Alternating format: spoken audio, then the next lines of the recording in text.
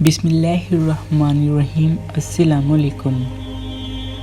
سلطان صلاح الدین ایوب رحمۃ اللہ علیہ اپنے پورے لشکر کے ساتھ مصر آئے تھے اور کچھ دیگر معاملات کو حل کر رہے تھے۔ ان کا کام تقریباً ختم ہو چکا تھا۔ وہ واپسی رات کو ہی کرنا چاہتے تھے، لیکن اس سے پہلے ہی ناجی حاتم سکارد، جو کہ وہاں کا سپہ سالار تھا، وہ مصر میں 50,000 سپاہیوں کا سربراہ تھا۔ اس کی پوری فوج سودانی تھی۔ اس نے ابو سفیان کو آج کی رات یہاں ٹھہرنے کی دعوت دی۔ ابو سفیان نے اس کو منع کر دیا تھا، کیونکہ سلطان ایک با کردار مرد تھے۔ وہ نہ ہی شراب نوشی کرتے تھے، نہ ہی حسین نوشیزاؤں کے ساتھ بستر کرتے تھے، لیکن ناجیب عزیز تھا کہ وہ آج کی رات سلطان کو یہاں پر ہی ٹھہر جائیں۔ بس ایک رات مجھے دے دیں۔ اس کے زیادہ بولنے پر ابو سفیان سلطان کے خیمے میں گئے اور ان کو ناجی کی دعوت دے کے بارے میں بتایا۔ سلطان معظم نے جب یہ بات سنی تو کہنے لگے، آج مشکل ہے، ہم لوگوں کو آج ہی واپس جانا ہوگا۔ لیکن ابو سفیان نے جب یہ بات بتائی کہ ناجی بہت زیادہ اس بات کے لیے پزید ہے، ابو سفیان کے لہجے میں معنی خیزی تھی، جس کو سمجھ کر سلطان کچھ پل کے لیے خاموش ہو گئے اور انہوں نے کچھ دیر سوچنے کے بعد ان کو اجازت دے دی تھی کہ آج کی رات ہم لوگ یہیں پر ہی قیام کریں گے۔ جب یہ بات ناجی کو معلوم ہوئی تو وہ بہت خوش ہوا۔ اس نے فوراً ایک بہت خوبصورت محفل کا انتظام کیا۔ اس میں نیم عریان لباس میں حسین دوشیزائیں موجود تھیں، اچھی طرز کی طرح شرابیں موجود تھیں، اور ابو سفیان اچھے سے جانتے تھے کہ ناجی کے یہاں کی دعوت اس نوعیت کی ہوگی، اس لیے وہ دونوں ہی وہاں پر نہیں جاتے تھے۔ آسمان پر کالے بادل چھائے ہوئے تھے اور نیچے زمین پر پورا آسمان بندھا ہوا تھا۔ ناجی اور اس کا لشکر اور ابو سفیان ان کے برابر میں ہی سلطان خاموشی سے بیٹھے ہوئے تھے۔ چند پل بعد مدیح الحبشی ایک بڑا سا ٹوکرا اٹھائے ان لوگوں کی طرف آ رہے تھے۔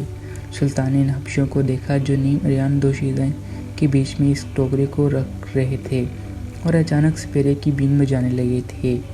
دیکھتے ہی دیکھتے اس ٹوکرے کے اندر سے ایک خوبصورت سی کلی پھوٹی اور وہ کلی بڑھنے بڑھتے ایک پھول کی شکل اختیار کر گئی، اور اچانک ہی اس پھول کے اندر سے ایک بہت خوبصورت سی چہرہ نمودار ہوا۔ اس کے بعد اس کے پھول کے اندر سے ایک حسین لڑکی جس کا جسم سرخ سفید تھا، چہرہ اتنا حسین کہ دیکھنے والوں کو اپنی جان ہی مبہوت کر دے۔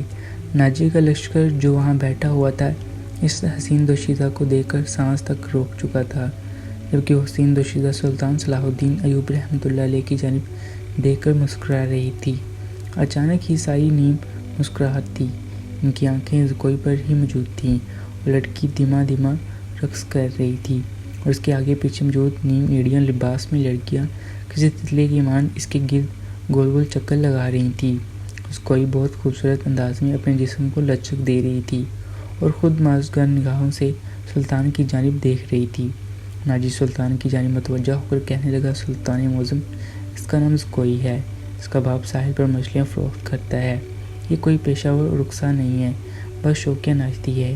ایک روز اس کے گھر جانا ہوا تو ان کے لوگوں کو معلوم ہوا کہ آپ مصر آنے والے ہیں، تو یہ لڑکی فوراً ہی میرے پاس آ گئی، مجھے منت کرنے لگی کہ ایک رات بس آپ سے ملاقات چاہتی ہوں، یہ آپ کو بہت زیادہ پسند کرتی ہے۔ اس نے کہا تھا کہ اس کے بعد کچھ ایسا نہیں ہے جو وہ سلطان صلاح الدین ایوب رحمۃ اللہ علیہ جیسی عظیم ہستی کو دے سکے، اس کے پاس بس یہی ایک فن ہے جو آپ کے قدموں میں ڈیر کرنا چاہتی ہے۔ اس کا کہنا تھا کہ اگر وہ مرد ہوتی تو سلطان کی حفاظتی دستے میں شامل ہو جاتی، لیکن یہ ایک عورت ہے، اس کے پاس بس ایک یہی فن ہے، وہ آپ سے بس ایک رات کے لیے ملاقات چاہتی ہے۔ ناجی کی بات سن کر سلطان کہنے لگے، ناجی تم کہنا کیا چاہتے ہو کہ میں اس رقصہ کے پاس جا کر اس کی تعریف کروں یا پھر اسے اپنے پاس بلا کر خراج تحسین پیش کروں کہ تم نے یہاں موجود تمام مردوں کی جنسی جذبات اپنے فن سے جگا دیے ہیں اور لوگوں کو دعوت گناہ دے رہی ہو؟ اس بات کی تعریف کرو اور اسے اپنے ساتھ ایک رات گزارنے کی اجازت دے دو۔ وہ غصے سے گرجتے ہوئے کہنے لگے۔ ناتی ناچ ایک دم سے ہڑبڑا گیا، کہنے لگا، نہیں سلطان معظم، یہ کوئی پیشہ ورانہ رقصہ نہیں ہے، بس شوقیہ ناچتی ہے، اس کے رقص میں دعوت گناہ موجود نہیں ہے، یہ بس آپ کے ساتھ وقت گزارنا چاہتی ہے اور کچھ نہیں۔ اس نے مجھ سے بہت سی منت کی ہے، جس کی وجہ سے میں نے آپ سے یہ بات کر رہا ہوں۔ میں اچھے سے جانتا ہوں کہ آپ کو یہ سب کچھ پسند نہیں ہے۔ میں نے آپ کو آج کی رات اس وجہ سے روکا تھا کہ لڑکی بہت ضد کر رہی تھی کہ وہ ہر حال میں آپ سے ملاقات کرنا چاہتی ہے۔ سلطان معظم نے ایک نظر سامنے لڑکیوں کی جرمت میں رقص کرتی ہوئی زکوئی کو دیکھا اور خاموشی سے اپنی نشست پر چھوٹ کر کھڑے ہو گئے۔ ابو سفیان بھی بنا ناجی اور اس کے رقص کی پرواہ کیے بغیر اپنے خیمے میں چلے گئے۔ ناجی پرسوچ نگاہوں سے سلطان صلاح الدین ایوب رحمۃ اللہ علیہ کے خیمے کو دیکھ رہا تھا۔ تھوڑی دیر تک وہ وہیں بیٹھ کر ان کے راستے کو ہی دیکھتا رہا، پھر ہم کر کے کھڑا ہوا اور ایک بار پھر سے ملاقات کر لیں۔ وہ آپ سے چند منٹوں کی ملاقات چاہتی ہے، وہ جلد چلی جائے گی۔ جبکہ سلطان اب بار بار کی ضد سے جنجلا رہے تھے، انہوں نے ناجی کی جانب دیکھا اور کہنے لگے جاؤ اور زکوئی کو ہمارے خیمے میں بھیج دو۔ یہ بات سنی تھی کہ ناجی کے پریشان چہرے پر یکدم سے بہار آ گئی، وہ فوراً ہی خیمے سے نکل گیا۔ باہر سلطان صلاح الدین ایوب رحمۃ اللہ علیہ کے سپاہی ان کی حفاظت کے لیے کھڑے ہوئے تھے۔ تھوڑی دیر بعد انہیں لوگوں سے دور سے ایک نیم عریان لباس میں ایک حسینہ چلتی ہوئی نظر آ رہی تھی۔ وہ سلطان کے خیمے کے پاس آ رہی تھی، جبکہ وہاں موجود تمام سپاہی فوراً ہی خیمے کے گرد ہو گئے تھے۔ وہ لڑکی خیمے کے اندر جانا چاہتی تھی، لیکن اس سے پہلے ہی سلطان کی فوج کا سربراہ اس لڑکی کو دیکھتے ہوئے غصے سے بولا، یہاں پر کیا کرنے آئی ہو؟ وہ کہنے لگی، سلطان معظم نے مجھے خود اپنے خیمے میں بلایا ہے، اس وجہ سے میں یہاں آئی ہوں۔ یہ بات سن کر اس سپاہی کے ماتھے پر بل پڑ گئی اور غصے سے پھنکارتے ہوئے کہنے لگا، اے لڑکی، کیا تم جانتی نہیں سلطان معظم کو ان سب چیزوں کی عادی نہیں ہے اور بادشاہ جیسے نہیں ہے جو اپنی راتوں کو شاہوں کی باہوں میں رنگین کرتے ہیں؟ نہ ہی وہ شراب پیتے ہیں اور نہ ہی کوئی گناہ کرتے ہیں، وہ ایک باکردار مرد ہیں۔ جبکہ یہ بات سن کر زکوئی کہنے لگی، میری بات پر یقین کیجیے، مجھے سلطان ایوبی رحمۃ اللہ علیہ نے خود بلایا ہے۔ اگر یقین نہیں آئے تو آپ ان سے ضرور پوچھ لیجیے گا۔ حضور، باہر ایک رقصہ آئی ہے اور کہتی ہے کہ آپ نے اس کو یہاں پر بلایا ہے۔ یہ بات سن کر سلطان نے کہا، ہاں اس کو اندر بھیج دو۔ جبکہ اس سپاہی اس بات کو بالکل بھی امید نہیں رکھتے تھے، وہ حیران تھے کہ سلطان کیا بول رہے ہیں۔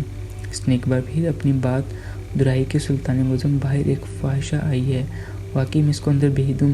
جبکہ سلطان نے تحمل سے جواب دیا، ہاں بھیج دو۔ جبکہ اس نے زکوئی کو پریشان ہوتے ہوئے خیمے کے اندر بھیج دیا۔ وہ ایک دھا سے چلتی ہوئی سلطان کے خیمے میں جا چکی تھی۔ باہر موجود تمام سپاہی ایک دوسرے کو حیران نگاہوں سے دیکھ رہے تھے کہ وہ لوگ یہ کیا دیکھ چکے ہیں، کیونکہ سلطان ایک باکردار مرد تھے۔ ان کی فوج اس چیز کی اجازت نہیں تھی کہ وہ حسین دوشیزاؤں کے ساتھ وقت گزاریں اور شراب کے قطرے اپنے حلق میں اتاریں، لیکن آج کا یہ منظر دیکھ کر سب لوگ ہی تیش میں آ گئے تھے۔ باہر موجود تمام سپاہی چمگوئیاں کرنا شروع کر چکے تھے۔ ان کا سربراہ غصے کے عالم میں اپنے سپاہیوں سے کہنے لگا، جب سلطان لے کر ان سب کو چیزوں کی اجازت ہے تو ہم لوگوں کی ان چیزوں کی اجازت کیوں نہیں ہے؟ یہ جھوٹ ہے اور یہ بھی بادشاہوں جیسے ہی ہے، یہی سچ ہے۔ ان سب کا خون کھول رہا تھا، عادت اپنی رفتار کے مطابق گزرتی جا رہی تھی۔ خیمے کے اندر سے دیر دیر تک باتوں کی آواز آ رہی تھی۔ ناجی اپنے خیمے سے نکلا اور سلطان کے خیمے کو دیکھنے لگا۔ ان کے خیمے کے پردے گرے ہوئے تھے کہ محافظ ان کی حفاظت کے لیے ان کے خیمے کے گرد چکر لگا رہے تھے۔ یہ سب دیکھ کر ناجی اپنے خیمے میں گیا اور اپنے سب سے قریبی ساتھی ادریش سے کہنے لگا کہ میری زکوئی نے سلطان صلاح الدین ایوبی رحمۃ اللہ علیہ کو وہ بت گرا دیا ہے جو اپنے اندر بنائے بیٹھے تھے۔ بس اب سلطان کی حلق سے شراب اتارنا رہ گیا ہے جو میرا منصوبہ تھا۔ ادریش آج جو مکمل ہو، اس کے چہرے پر خوشی ہی خوشی تھی۔ جبکہ بات سن کر ادریش باساختہ مسکرایا اور کہنے لگا، کوئی چیز ایسی نہیں، کوئی بھی مرد اس کو دیکھے تو بنا رہ ہی نہیں سکتا۔ تم نے جس طرح سے اس کو تیار کیا ہے، سلطان صلاح الدین رحمۃ اللہ علیہ کو ڈھیر ہونا ہی تھا۔ سارا کی زکوئی نے ایسے کیسے اس کو ڈھیر کر دیا؟ یہ بول کر ایک بار پھر باہر آیا، وہ سلطان کے خیمے کو دیکھنے لگا اور پھر اپنے خیمے میں واپس چلا گیا۔ صبح ہر روز کی طرح اپنے اطاعت سے ہو رہی تھی، بس فرق اتنا تھا کہ سلطان کے سپاہیوں کے دل میں جو عزت، احترام اور جو شخصیت کا بت بنا ہوا تھا وہ چکنا چور ہو گیا تھا۔ صبح ہوتے ہی ان کے خیمے سے نکل کر زکوئی سیدھا ناجی کے خیمے میں آئی۔ جب وہ خیمے میں داخل ہوئی تو ناجی پریشانی کے ساتھ ٹہل رہا تھا، اس کی پریشانی اس کے چہرے سے عیاں ہو رہی تھی۔ زکوئی خیمے میں داخل ہوتے ہی بولی، ناجی مجھے میرا سونا دے دو جس کا تم نے مجھ سے کہا تھا، میں نے وہ کر دیا ہے۔ تم لوگ تو کہتے تھے کہ سلطان چٹان ہے، لیکن وہ تو ایک مٹی کا ریتلا بھی نہیں ہے۔ جیسے جیسے وقت بیٹھ رہا تھا وہ کسی مٹی کی دھول کی طرح مجھ پر اڑے جا رہا تھا۔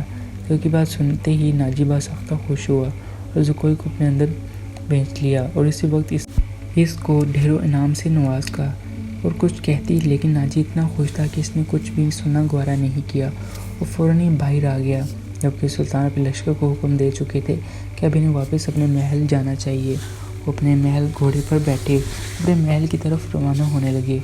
وہاں جو سودانی فوج ان کے نام کے نعرے لگا رہے تھے، لیکن انہوں نے نہ ہی ہاتھ اٹھا کر لہرانے کا تکلف کیا تھا اور نہ ہی لوگوں کی جانب دیکھا گوارا کیا۔ انہوں نے بس ناجی سے ہاتھ ملایا اور اپنے پورے لشکر سمیت وہاں سے چلے گئے تھے، جبکہ ناجی دلدریش وہاں پر پوری فوج ان کے آخری حصے تک چھوڑنے کے لیے آئی تھی۔ محل آتے ہی سلطان صلاح الدین ایوب رحمۃ اللہ علیہ نے ابو سفیان اور اپنے خاص نائب کو لے کر ایک کمرے میں چلے گئے اور دروازہ اندر سے بند کر لیا۔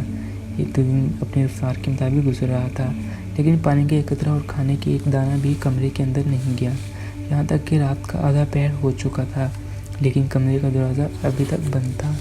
باہر موجود سپاہی ابھی اس کشمکش میں مبتلا تھے کہ ایسی کون سی بات ہے کمرے کے اندر ہو رہی ہے جو اتنی لمبی ہے اور چکی ہے کہ سلطان صلاح الدین ایوب رحمۃ اللہ علیہ اور ابو سفیان اور نائب ابھی تک باہر نہیں آئے۔ رات کے آدھی پہر کا وقت ہو چکا تھا۔ پھر اچانک دروازہ کھلا اور تینوں ہی اپنے گھروں کو چلے گئے۔ اگلی روز صبح سلطان دوپہر کا کھانا کھا رہے تھے کہ ان کو اطلاع ملی کہ ناجی ان سے ملنے کے لیے آیا ہے۔ انہوں نے تھوڑی دیر سے ٹھہرنے کا کہا، پھر کھانا تناول کر کے وہ اپنی ملاقاتی کمرے میں آ گئے، جہاں پر ناجی پہلے ہی پریشان حال میں بیٹھا ہوا تھا۔ اس کے چہرے سے ہی اس کی پریشانی جھلک رہی تھی۔ سلطان صلاح الدین ایوبی رحمۃ اللہ علیہ نے اپنی نشست پر بیٹھ کے اور ناجی سے پوچھنے لگے کہ کیا ہوا ہے ناجی، تم یہاں پر کیا لینے آئے ہو؟ وہ کہنے لگا، سلطان معظم، میرے ساتھ آپ ایسا کیسے کر سکتے ہیں؟ اس کی آواز میں دکھ کا انصار موجود تھا۔ لیکن سلطان معظم، آپ نے مجھے سپہ سالار سے ہٹا کر ایک عام سپاہی بنا دیا ہے۔ سودانی فوج کے 50,000 نفری اس فوج میں مرگم کر دی ہے جو مصر میں حال ہی میں تیار ہوئی ہے۔ آپ ایسا کیسے میرے ساتھ کر سکتے ہیں؟ خود عمل سے کہنے لگے، ہاں ناجی، میں نے تو ساری رات اور کل کا سارا دن صرف کر کے بڑی گہری سوچ وچار کے بعد یہ فیصلہ کر لیا ہے۔ جبکہ بات سننے کے بعد ناجی کہنے لگے، اعلیٰ مقام، مجھے کسی جرم کی سزا دی جا رہی ہے۔ مجھے اس سے کیا خطا ہو گئی ہے، کیا خطا سرزش ہو گئی ہے جس کی بنا پر آپ مجھے اتنی بڑی سزا سے نواز رہے ہیں؟ وہ کہنے لگے، ناجی، اگر تمہیں یہ قبول نہیں تو تم فوج کو چھوڑ سکتے ہو، تمہارے ساتھ کوئی زبردستی نہیں کریں گے، لیکن میرے حکم کی تعمیر ہر حال میں کی جائے گی، کیونکہ سودانی فوج بالکل خراب ہو چکی ہے۔ ہماری فوج کو شراب اور شباب استعمال کرنے کی اجازت نہیں ہے، اس لیے فوج کو تربیت کی ضرورت ہے جو ہم کریں گے۔ جبکہ یہ بات سن کر ناجی پھٹک کر واپس مصر جا چکا تھا۔ اس کا غصے سے برا حال تھا اور ادریس بھی وہاں موجود تھا۔ کوئی بھی اس کے حال میں نہ کرنا چاہتی تھی، لیکن اس کا حال بہت برا تھا اور سب کو ہی برابر بولنے جا رہا تھا، جبکہ اس کوئی پور سوچ نگاہوں سے اس کے تپتے ہوئے چہرے کو دیکھ رہی تھی اور تھوڑی دیر کو اس کو ٹھنڈا کرنے کے لیے وہاں پر رکھ رہی تھی۔ لیکن جب وہ کسی کے قابو میں نہیں آیا تو اپنے خیمے میں آ گئی۔ وہاں موجود اور لونڈیاں کوئی سے جلتی تھی کیونکہ اس نے ایک رات کے اندر ہی سلطان صلاح الدین ایوبی اور نجیب کو اپنے قابو میں کر لیا تھا۔ نجیب کسی بھی دھیان نہیں دیتا تھا سوائے زکوئی کے۔ ان لوگوں نے تو یہ تہیہ کر لیا تھا کہ وہ لوگ زکوئی کو یہاں پر ختم ممکن ہے، کیونکہ ان کی سوچ کے مطابق باقی رکساؤں کی اہمیت باقی نہیں رہی۔ ایک لڑکیوں نے زکوئی کو اپنے قابو میں کر لیا تھا اور اپنے آپ کو بچانے کی ہر ممکن کوشش کر رہی تھی کہ وہ لوگ اس کو چھوڑ دیں، لیکن وہ لوگ اس طریقے سے پکڑے جا چکے تھے کہ اب زکوئی کسی بھی طرح خود کو آزاد نہیں کر پا رہی تھی۔ ان میں سے ایک لڑکی جیسے زکوئی کو خنجر سے مارتی، اس سے پہلے ایک آدمی اس کو قابو کر لیا اور وہ ہاتھ کسی اور کا نہیں بلکہ ابو سفیان کا تھا۔ جبکہ ان کی عورتوں نے ابو سفیان کو وہاں دیکھا تو ان کی حیرت کی انتہا نہ رہی، کیونکہ کل ہی تو وہ لوگ واپس جا چکے تھے، لیکن آج سب کو وہاں پر دیکھا تو وہ لوگ خوف سے تھر تھر کانپنے لگے۔ ابو سفیان نے باہر موجود سپاہیوں کی مدد سے ان دونوں رکساؤں کو بندی بنا لیا اور زکوئی کو اپنے ساتھ لے کر محل لے آئے۔ جب یہ بات ناجی کو معلوم ہوئی تو اس نے جب یہ سب کچھ دیکھا تو حیران ہی رہ گیا۔ اس کے ذہن و گمان میں بھی نہیں تھا کہ یہاں پر دربار لگا ہوا ہوگا۔ وہ ایک بار پھر محل میں دیکھ کر سلطان صلاح الدین ایوب دھیما سا مسکرائے اور اس سے پوچھنے لگے، کیا ہو ناجی، آج یہاں پر آنا کیسے ہوا؟ تو اس نے اپنی ساری رت کی بلائیت آگ رکھ کر سلطان سے کہا، سلطان معظم، کل رات کو میری رکساؤں کے بیچ تھوڑی جھڑپ ہو گئی تھی، لیکن اچانک ہی وہاں پر ابو سفیان پہنچ گئے اور تینوں رکساؤں کو وہ لے کر یہاں آ گئے ہیں۔ لوکا یہاں سے لے جانے کے لیے آیا ہوں۔ سلطان معظم نے یہ بات سنی اور کہنے لگے، لیکن تم یہاں پر ان تینوں کو لینے کے لیے کیوں آئے ہو؟ وہ کہنے لگا، سلطان معظم، وہ میری ہیں۔ جبکہ یہ بات سن کر سلطان نے کہا، لیکن جہاں تک مجھے یاد ہے تم نے کہا تھا کہ کوئی تمہاری کسی عزیز کی بیٹی ہے اور اس کے باپ مچھلیاں فروخت کرتا ہے، وہ بیچارہ گناہ کا ساز ہے اور انہیں نہ ہی جسم فروش ہے، تو پھر لونڈی کیسے ہوئی؟ یہ بات سننے کی دیر تھی کہ ناجی گھبرا گیا، اس کے ماتھے پر پسینہ چمکنے لگا۔ اچھا ناجی، ایسی بات ہے، محفل میں ناچتی ہے اور ان کا دل لباتی ہے، لیکن تم کہتی ہو تو وہ تمہاری کسی عزیز کی بیٹی ہے۔ ناجی کی حالت بہت گڑبڑا گئی تھی کیونکہ اس کا جھوٹ پکڑا جا چکا تھا۔ وہ مصر میں نہیں بلکہ سلطان کے دربار میں کھڑا ہوا تھا۔ سب لوگ ناجی کو دیکھ اور سن رہے تھے۔ انہوں نے حکم دیا کہ فوراً زکوئی کو محل کے اندر بلایا جائے۔ چند منٹ بعد زکوئی محل کے دربار میں کھڑی ہوئی تھی۔ سلطان نے زکوئی کو بولنے کا حکم دیا تو وہ کہنے لگی، سلطان معظم، آپ ٹھیک کہہ رہے ہیں، میں کسی مچھلیاں فروخت کرنے والے کی بیٹی نہیں تھی بلکہ پیشہ ورانہ رقصہ ہوں۔ مجھے ناجی نے آپ کے لیے خریدا تھا کیونکہ وہ چاہتا تھا کہ میں آپ کو بہکا کر آپ کا تخت الٹ دوں۔ آپ سارے جہان میں اپنا نام بنائے بیٹھے تھے۔ لوگوں کے دل میں آپ کے لیے جو محبت تھی وہ سب کچھ ختم ہو جائے۔ وہ چاہتا ہے کہ مصر میں جو بھی فوج تیار ہوئی ہے اس کا سربراہ میں بن جاؤں۔ اس وجہ سے آپ کو اپنے قابو میں کرنا چاہتا تھا۔ اس چیز کے لیے اس نے مہران میں مجھے بنایا تھا تاکہ میں آپ کو اپنے قابو میں کر سکوں اور آپ سے ساری باتیں منوا لوں۔ یہ بات سن کر سلطان نے ناجی کی جانب دیکھا جو ہڑبڑا ہوا تھا۔ وہ فوراً ہی یہ بات سن کر زکوئی کو مارنے کے لیے بڑھا، لیکن اس سے پہلے وہاں موجود سپاہیوں نے ناجی کو بندی بنا لیا تھا، اس کو گھٹنے کے بل بٹھا دیا تھا۔ اصل میں جب زکوئی خیمے میں گئی تھی تو سلطان اس کو دیکھ کر ہی سمجھ چکے تھے کہ وہ پیشہ ورانہ رقصہ ہے۔ انہوں نے بہت تحمل مزاجی کے ساتھ اس سے سمجھایا تھا کہ سب کچھ غلط ہے، اس کے ساتھ کوئی تعلق قائم نہیں کریں گے۔ وہ سمجھ چکے تھے کہ ناجی کچھ غلط کرنا چاہتا ہے۔ اس کے بعد جیسے جیسے رات گزرتی گئی وہ سلطان سے باتیں کرتی گئی، اس کی آنکھوں سے وہ بے حیائی کا پردہ ہٹاتا گیا۔ اس نے سچائی ان کے سامنے کھول کر رکھ دی۔ ناجی بہت غصہ کر رہا تھا، بعض کوئی کی نفی کر رہا تھا، لیکن سلطان حقیقت سے آشنا تھے۔ انہوں نے فوراً ہی ناجی کو کال کوٹری میں بند کرنے کا حکم دے دیا، جبکہ زکوئی کو باعزت بری کر دیا۔ اس واقعے سے بات ثابت ہوتی ہے کہ اگر انسان کا کردار مضبوط ہو تو وہ کسی بھی صورت میں اپنے نفس پر قابو کر سکتا ہے، وہ سامنے والوں کو اپنی باتوں سے قائل بھی کر سکتا ہے۔ روزانہ ایسی سبق آموز کہانیوں اور واقعہ سننے کے لیے ہمارے یوٹیوب چینل کو سبسکرائب کر لیجیے گا۔ بہت زیادہ خیال رکھے گا۔ انشاءاللہ ملاقات ہوگی نیکسٹ ویڈیو میں۔ راجہ کہانی ٹی وی۔ اللہ حافظ۔